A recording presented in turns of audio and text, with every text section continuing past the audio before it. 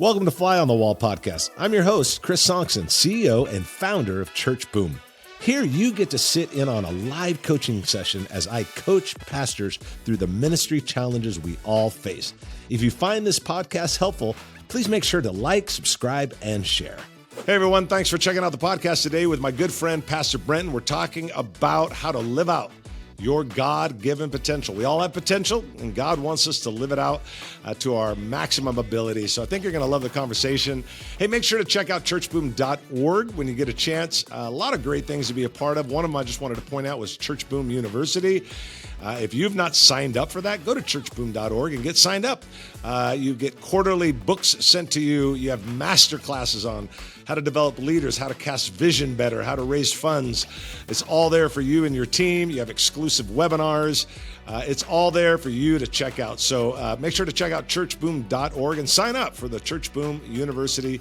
You will love it. Let's jump into today's coaching conversation. Hey, let's jump into it, man. What's on your mind? What are a couple questions you got today, and how can I serve you? Yeah, for sure. I have a few questions today. Yep. I've been doing, we planted Atmosphere Church 6 years ago. And it's been, pastoring, if we're honest, it's not the easiest thing in the world. A lot of times there's an exterior kind of aspect to ministry, and then there's an interior part behind it. But one thing that I just read up recently is that 30 to 40%, I think the statistic was, of ministers quit within the first 5 years.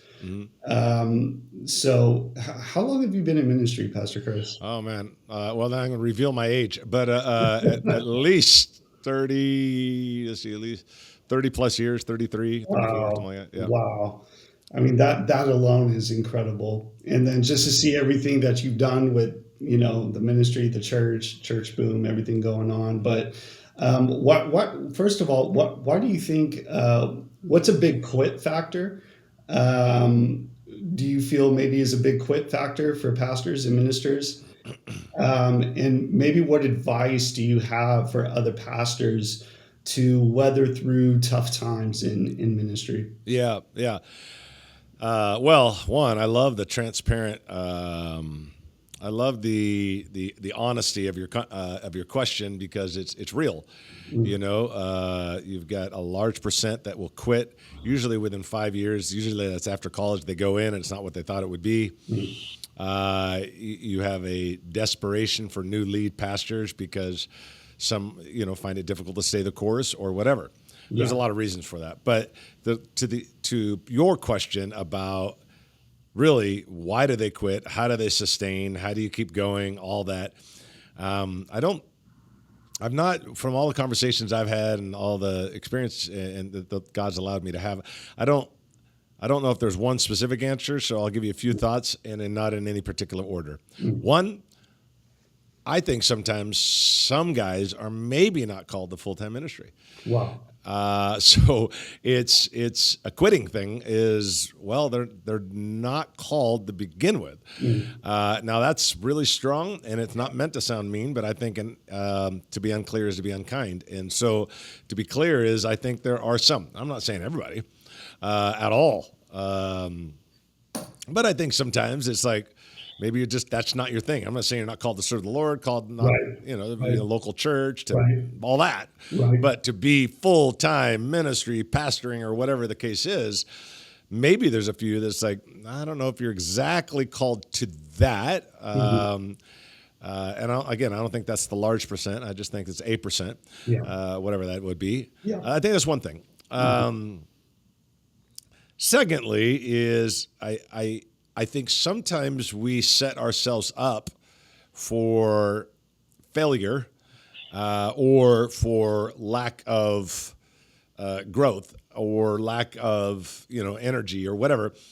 So let's say a guy gets into the ministry, never gets coaching, never gets help, doesn't really learn how to plant a church or how to run a youth ministry or how to take over a church that's dying or whatever, fill in the blank. He he just doesn't get the coaching and the help he needs, Mm-hmm. and it would be like me trying to figure out, I don't know, some sort of software that I have no training on. I know nothing about. I get all frustrated. I get mad. I throw the laptop. And there's a guy over here going, if you just give me a few hours of your life over the next few months, I could probably train you to be a master at this thing. But you haven't stopped and slowed down long enough to get the help you need. So your perspective is, this stinks. This is hard. This is horrible. This is difficult. This is an uphill battle. Yes, but it didn't have to stink and be an uphill battle and be as difficult if you would have did this. It's kind of like the sharpening the axe, cutting down the tree analogy everybody likes to use. It's like, well, if you spend time sharpening the axe, Ecclesiastes 10:10 says, if the axe is dull, but more strength is required. Wow. And I think sometimes the axe is dull. Yeah. And it's like, well, you've set yourself up to feel this way. Wow. And then I do think that the last thing I would say about it is there are difficult times in ministry, period, end of story. Everybody has them. You're not bleeding, you're not leading. Wow. It just is the way it is. Wow. So the reality is you're going to have times where it's like, wow, that was difficult. That was hard. I've got 2 or 3 that come to my mind right now that was just like, I never thought about quitting, but I definitely just was like, this is a nightmare. This is so difficult. Yeah. So I do think there's that happens. I think that's I think that's just life. That's not ministry. I think that's just life. Yeah. So I don't look at a person and go, don't quit, just hang in there, have some guts, that's not my answer to them. Yeah. My answer is to figure out, why do you feel that way? And are you called? Okay. If you're called, then that settles the answer. Okay. If you're called, then quitting's not an option. Yeah. If you're not called, then that may be an option. Yeah. But if you're called, then quitting's not an option. Okay, well, let's go to number 2. Are you getting the help you need? Are you getting around the right people? Are you in the right network? I've had 2 coaches in my life for over 10 years. Wow. 10 years. Wow. And so someone, oh man, look what God's doing in your life. And I'm like, and you just keep growing and writing books and doing all this stuff. I'm thinking, I just put myself in really amazing environments with amazing leaders who pour into me, not spiritual mentors. I think that's an important thing we all grasp. I have a spiritual mentor. I have a few spiritual mentors that don't have a clue how to grow a church. Wow. But they're great spiritual mentors for my life. Yeah. There's kind of that distinction between the two, between, our walk with God, our relationship with God, our growth with God, and then the administrative task, strategy, task, all that. 100% behind a whole organization. Right. And so I've got these guys over here, these 2 guys that are coaches in my life for over 10 years. They grow me. This is how you write a book. This is how you start a coaching ministry. This is how you start a coaching certification program. This is how you start a network. This is how you go from 2 campuses to 5. Okay, whatever. All these guys have helped me. Spiritual mentors are helping me, but they don't know how to do that stuff. And I think sometimes we're like, well, I got my pastor that I grew up with. I'm like, that's a great spiritual mentor. I don't think he's a great coach. And so I think we missed that. So bottom line is, quitting is a big part. It comes into our mind. If you're called, then that's got to be put off the table. Then it's, am I getting the help I need? And then it's, are you in a season? Because we all go through seasons. Yeah. And I think you have to know all of that. And when people do quit, I always ask them, when anybody making a quit, and the last thing I'll say is, anybody's quitting or making a transition, the one thing I always say to them is, what are you running from, or what are you running to? Wow. You're running from something or you're running to something. You need to know that, because it will clarify what's happening in your life. Wow. Yeah. That's big. I don't know. Does that help? Does that kind of give some? Yeah. That definitely resonates. I love what you were saying about kind of how you start setting yourself up. This is what I love about what you do at Church Boom, is you help equip people, train people, pastors and leaders to be able to do some of these things that if we're just out, wandering, doing it on our own, there's a heavy price to pay for doing it your own way, right? we could either learn from mentors, or we could learn from mistakes. Yep. And mistakes are much more costly Yeah. to learn the hard way than it is to learn through a mentor, through someone like yourself or the coaches at Right. Church Boom. Yep. And I never really thought of it that way, the difference between a spiritual mentor and, having some of this more logistical advice, Yeah. leadership going on. Not that it's one for the other. A lot of times we think, well, would you rather have this or that? But I think we could have them both. And I think Yeah. there's wisdom in that. I think there's a lot of wisdom Yeah. in gleaning from our leaders and learning from mentors rather than just mistakes. So yeah, no, this is Agreed. yeah, this is great. 100% agree with you. I think you have to have both. Yeah, You got to have a spiritual mentor. You have to have a ministry mentor, yeah, an organizational mentor, whatever you want to call it. And the two coaches that I have that are not the spiritual mentor, one is I classify as my organizational coach, and one I classify as my leadership coach. This one speaks to my leadership. Am I growing? Am I developing? Am I figuring out how to do things? Am I thinking bigger? Am I thinking larger? Is my thinking holding me back? That's all leadership. This organization this is how you create this. This is how you do this. This is how you grow this. I'm telling you, man, there's just not a chance I would be where God's allowed me to be and allowed me to do without the ministry coaches in my life, leadership organization. So, yeah, I think it's great. You're 100% correct. Those two are radically different: spiritual coach, and sort of a ministry coach.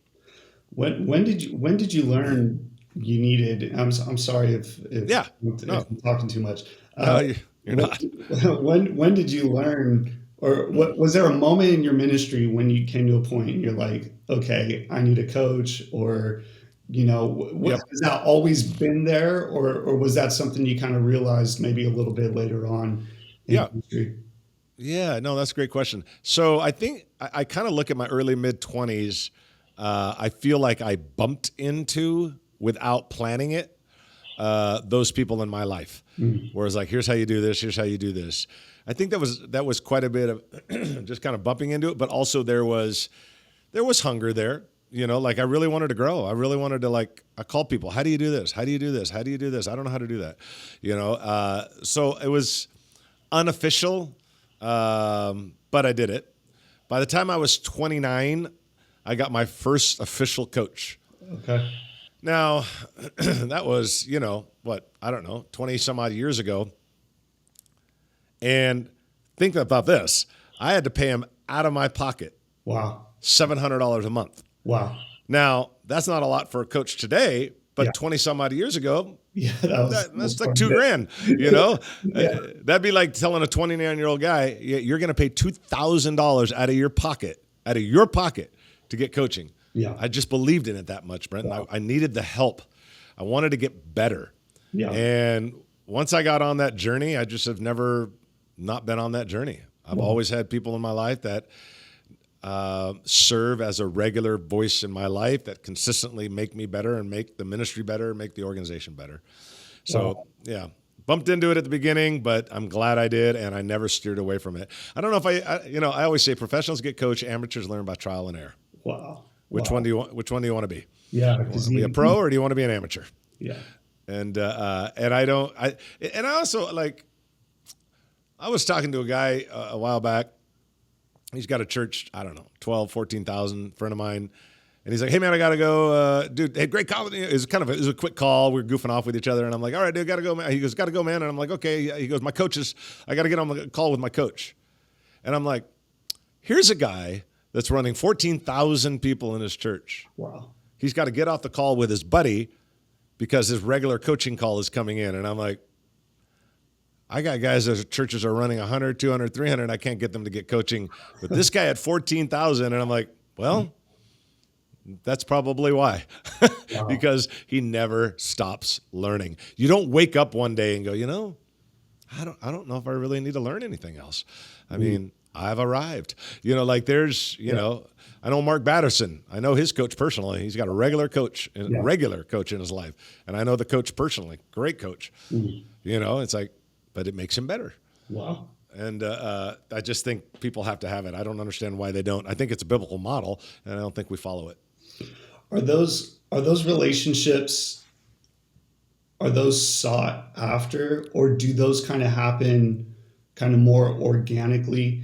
Somebody somebody you connect with, or is that something you really like? I'm going after this. Maybe even that conversation. Hey, will you be my coach? Or is it less formal than that? What advice would you give for somebody seeking out coaching in some of these different areas? Yeah, that's great. That's a great question. So I think, I do think there's a formality to it, and I think there's an intentionality behind it. Okay. Who's going to help me grow? Who or what or whatever is going to help me grow, help me get better, help me figure things out? Who's going to be that person or that organization or that individual, whatever? Some of it you got to seek out. It's like I see that person is successful. I see what they've done, and I'm going to seek them out. So I have two coaches in my life. And I'm thinking of one of them right now in my mind. I sought him out. Yeah. He wasn't official coaching. I knew he did it, but it's not like he had a website. He just kind of did it for a handful of guys, and I just sought him out. And I was just like, dude, I'd love for you to do that. The other guy, I didn't seek out. That was a little more organic. But I do think you have to have some intentionality behind it. Like, who's going to help? Using baseball, because I love baseball, it's like, I'm on first, they're on third. Tell me how to get there. It's pretty simple. I don't know how to get to third. I've never been over to third. I don't know what third looks like. I don't even know how to run the bases to third. Well, this guy knows how to do it. Yeah. So I think you have to be intentional about it, And I just told a group of pastors recently about coaching. I said, I don't care if Church Boom's part of your life. There's plenty of other people out there. But get the help you need. Yeah. And there's one thing I told him. I said, a year from now, you'll be glad you did, or a year from now, you'll wish you did. Yeah. Yeah. So don't be the person that says they wish you did. Only 6% of people fulfill goals they set in their mind or heart. Wow. I'm going to get a coach. I'm going to get help. I want to make things better. A year goes by, 2 years goes by, nothing changes. It's like only 6%. Wow. So I told this group of guys, I said, don't be the 94%. Yeah. Everybody's in that category. Yeah. Be the 6%. So yeah. Wow. I think you got to be intentional about it. Wow. Yeah. That's really good. Wow. That's really good. Yeah, I think that kind of leads to kind of the next question I had. So, I think I used to sneak into your youth group meetings when I was in elementary school. Long time ago. So I felt like a real rebel, being in the high school auditorium when I was in fifth grade, trying to, dress the part, look a little older. So hopefully I fit in. But I remember, even those youth group nights, they were, I remember one, I think we did, I don't know if you remember this. It was like American Gladiators theme. Oh, I remember that thing. Yeah. Hall. Yeah. And I just remember that. But even then, you had the main hall was packed. Yeah. It was in the main hall of the sanctuary. It wasn't like in the smaller youth room. And it was packed. And there was, I don't know how many that seated, maybe 500, 600, I don't know. But it was packed and people were going crazy and that excitement was there. And you were the youth pastor at the church I grew up in. And then from there you launched out and started the South Hills Church out there in Corona. And I was a part of that ministry for a little bit. I remember interning for you. I interned for you for 2 years. It was such a great experience. It really was. Yeah. I loved it. But what I've noticed with everything you do, Pastor Chris, is I just see I see a lot of success on you. And I understand this is something I've wrestled with was just kind of success. What does success look like, right? Like just kind of making sure that my heart posture isn't by any means something I've wrestled with, just that my heart posture is upright. I'm not in it for the wrong motives, for the wrong reasons, anything like that. And then I know the Bible talks a lot about faithfulness, right? And faithfulness is everywhere in Scripture. I think success is only mentioned once in Scripture. Nonetheless, right, we want to do it with our whole heart as unto the Lord, right? So having those goals, going after that church growth, for I want to reach as many souls for the Lord as possible. I want to grow the kingdom. But what I've noticed with you, Pastor Chris, is what you're like, whatever you put your hand to, it prospers, it succeeds. I don't know what this is about you, but I've noticed it. And what would you say that is? Is that hard work? Is it commitment? Is it not giving up? Is it coaching? What would you say is the key to that? Just kind of that, you set a goal, you hit it. Yeah. Well, what is that? Yeah. Well, back up, because I love what you talked about, like success being, what is success? Posturing your heart. Love that about you, Brenton. I want to posture my heart. I want it to be right. Everybody wants to be successful. I'm assuming, but and I know you do. But posturing your heart right. I really love that you want to keep your heart right in all of it. And here's what I would say about that is this. My mind goes to the parable of the talents. There's a couple things about that I think are important that I think people miss.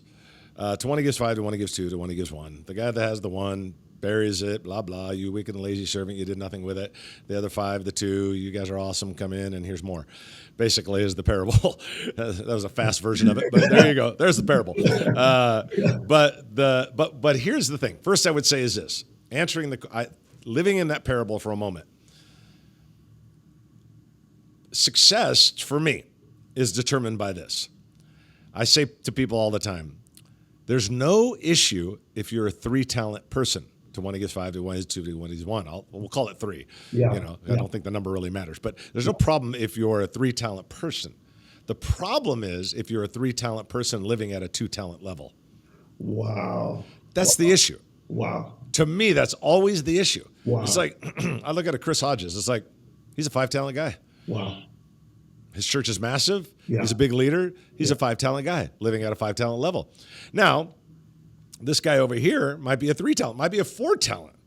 But if he's living at a lower talent, that's the problem. Wow. So success, people will say, because I've been asked that question before, do you think success is only by numbers and growth and all that? It's not all you measure success. People that can get critical on me can say that. Yeah. And I said, no.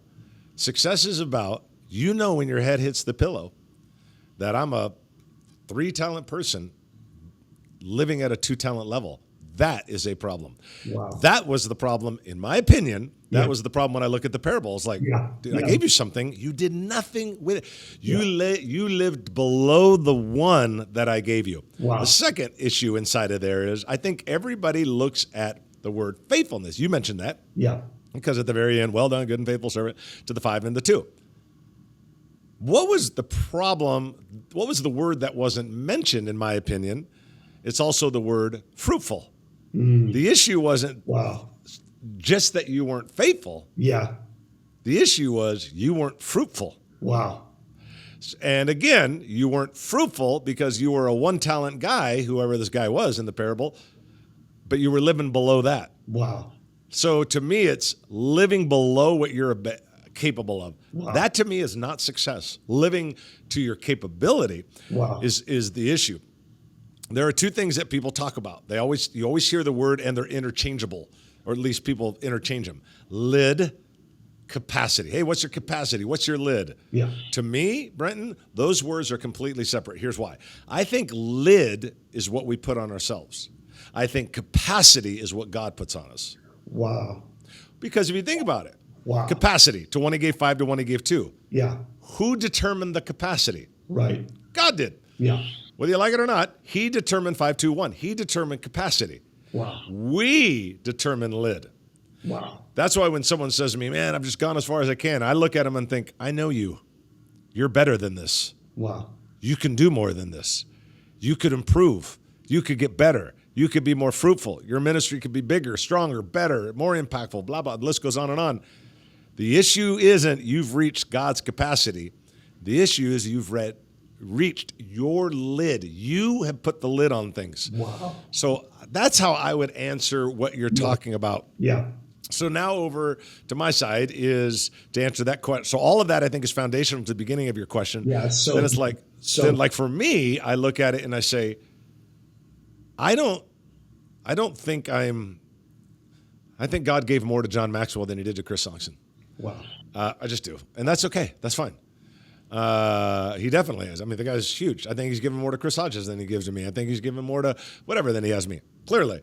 And it's not because I've hit lid or capacity or anything. I just think that God's chosen, his sovereignty has chosen that. The sovereignty of God is in the choosing. If God determines the talent, we determine the choices. And I think God's sovereignty is in that. But what I've done, I think, well, is using a sponge as an example, I have wrung the sponge in my life. Yeah. Like, I'm getting everything I can out of it. Like, I'm not John Maxwell, but man, I'm going to do the best. And I think that's really what it is. Yeah. It really is just like, I'm not going to get to the end and say, oh man, I could have got more coaching, could have got more help, could have got more wisdom, could have tried harder, could have worked harder, could have. Wow. I just know that I want to work hard. Yeah. I want to hustle. I want to do my part. I want to get the teaching on it. I want to learn. I want to grow. I want to develop. I want to become everything I can so that I can hear the words well done. Whether I'm a 5, a 4, 3, 2, or 1, Right. I want to know that I've done everything I can. When I was in, and I've said this before on the podcast, when I was in a Bible college, I had 4 or 5 buddies. They were all just better than me, Brenton. They just were. They spoke better than me. They led better than me.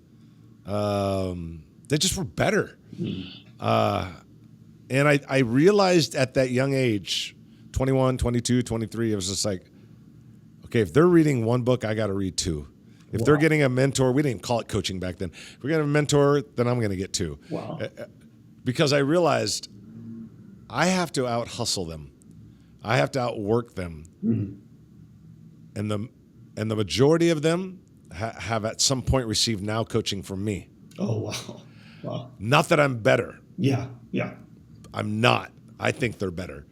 But I've wrung the sponge of my own life. Yeah. As much as I can. I have just wrung it. Like, I'm going to do the best that I can. And that's what I've done. And I think that's what you have to do. Wow. You just have to know it's like, I've done everything I can. I will hit capacity because that's God. But I don't want to hit lid. Wow. That's me. Wow. I don't know if that helps, but Yeah, no, that I'm still digesting that. That was so rich. That was so good. I think what you said, what really stood out to me is living. What was the parable? To one he gave 1, one he gave 5. the parable of the talents, 5, 2, 1. Yeah, 5 to 1. parable of the talents. Yeah, And so to the one he gave the least, he hid. To the one he gave the most, he multiplied. But I think what happens a lot of times is we look at the talent, right? The talent was the currency, it was the money. We look at how much we have, rather than looking more at stewardship. And I think that's something that I have seen you do so well. Is you hustle, you grind, you grit, you always have a book in your hand, you always have a leadership document on your desk. Like it's so inspiring. It is so like I'm trying to catch up I'm trying to get my Pastor Chris on over here. I'm trying to catch up. But I think I know for me, my struggle is that I look at the talent and I could see more what's not enough rather than what is already there. You know, and I could say, man, I need to, but what you had said really struck a chord with me is living at the capacity of the level of talent that you're on. Yep. I've never thought of it that way. I've never thought of, you Right. know, if right, kind of to whom much is given, much is required, right? That's right. And, That's right. I've never thought of it that way, that, you know, if God's given you, you know, this calling, this responsibility, this job, I never thought about it as living at that level. I always thought about it like, okay, that's more work to do. Yeah. Yeah. But when I think about living at that level, I think about just the daily disciplines, right? Yeah. How do you start your morning? How do you start your day? You know, how you know, who we could only grow as the capacity as the people we surround ourselves with, right? That's right. That's right. Who are we surrounding ourselves with? What books are we reading? You know, That's right. I never thought of it that way. Living at the capacity that God calls you to. That. Yeah. Well, one more thing I'll say real quick. We're getting close to running out of time, but the one thing I did want to say real quick is it's interesting. And here's the thing that I think is really awesome from our Father God, is the answer to the 5 talent and to the 2 talent. Hey, Lord, look, you gave me this and I did this, and his answer, word for word, is the exact same. Well done, good and faithful servant. Wow. Not, well done, man. You're the 5 guy. You crushed it. And well done, number 2. You did really good too. Wow. No. They both got the same exact affirmation from the Lord. Wow. So it's not my affirmation isn't going to be different than yours or different than Chris Hodges. My affirmation, as long as I'm living out my potential, the affirmation and the reward and the well done is exactly the same, word for word. He didn't change it for the 5 and the 2. Like, you did really good, and number 2, you did good too. You know, kind of like, you're not as good, but you did good too. It was exactly the same. But as long as you're reaching the capacity of what God has put inside of your life. That's the key of everything. And always remember, Brenton, that God is in charge of the harvest. We're in charge of the hustle. Where does our stress come from as pastors? When we start to bleed into his lane. It's like, well, where's the harvest? And I think sometimes looking at us and going, where's the hustle? Like learning, growing, developing, getting better, like not just hustling, like working yourself and whatever. I'm not talking about being unrealistic with your work life, but I'm just talking about, like, I think our stress and anxiety comes when we blend into his lane. He's in charge of the harvest. He's the Lord of the harvest, not me. I am in charge of the hustle. He's in charge of the harvest. My stress comes when I go into his lane. That's where our anxiety comes. But hey, man, we got to wind this down. But man, dude, it has been a great conversation, seriously. And man, thanks for jumping on today, and man, being a part of it. I really do appreciate it. Of course, yeah. Thank you, Pastor Chris. And again, thank you for the voice you've been to me and that mentor you've been to me throughout the years. I mean, it's added so much value. So believe in you, man, and I know your best days are ahead. So appreciate you, buddy. Have a good day, man. All right. Take care. Bye-bye. Hey, I hope you enjoyed the conversation with my buddy Brenton, and also want to remind you one more time to check out churchboom.org and sign up for Church Boom University. Get your quarterly book sent to you, master classes on leadership ladders, on generosity, on how to cast vision better, how to create volunteer culture. You'll love all of it. Exclusive webinars, it's all there. So become part of the Church Boom University. It'll help you and your team so much. So make sure to check that out at churchboom.org, Church Boom University. We'll see you next time on the Fly on the Wall podcast.